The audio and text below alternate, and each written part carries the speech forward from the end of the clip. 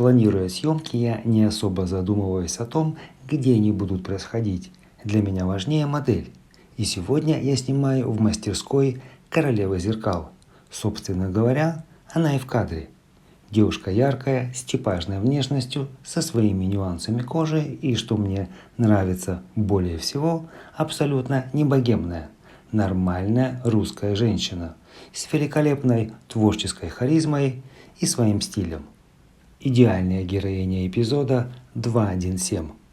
Увлажнить и разгладить кожу помог крем-сыворотка от BMR, и, судя по рельефу, матирующая база от Max Factor весьма пригодилась.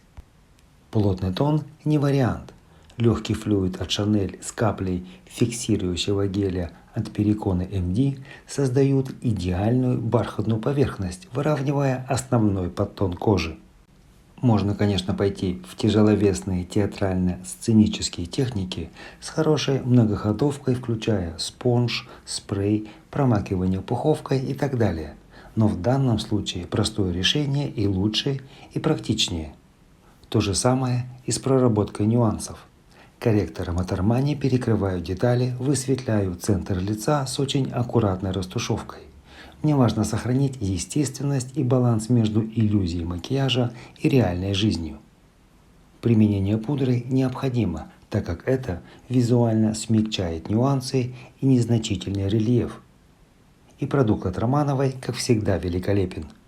А вот нанесение классических румян – это хорошая идея, так как дополнительная, скажем, пудровая фиксация кожи никогда не помешает.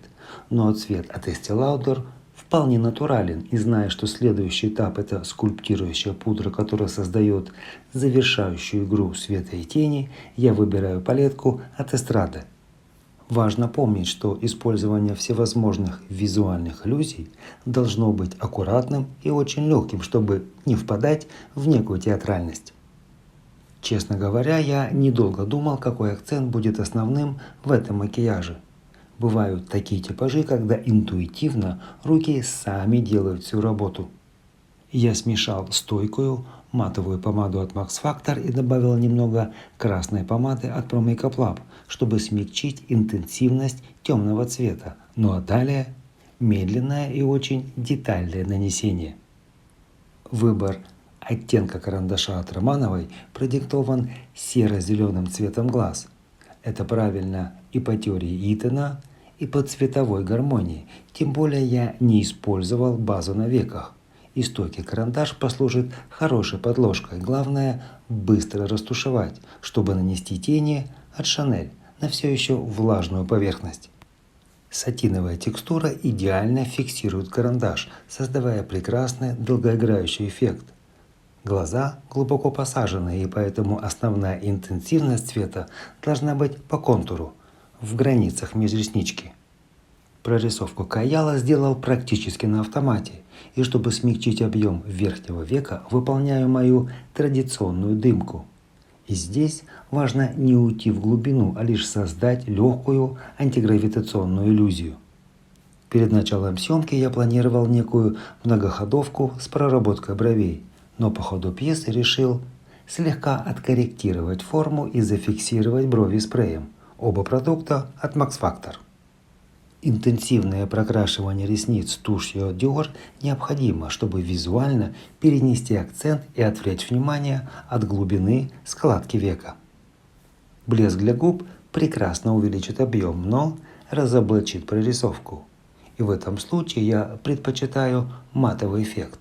По той же причине не использую спрей, так как легкое сияние может подчеркнуть рельеф кожи, поэтому влажный эффект немного не туда.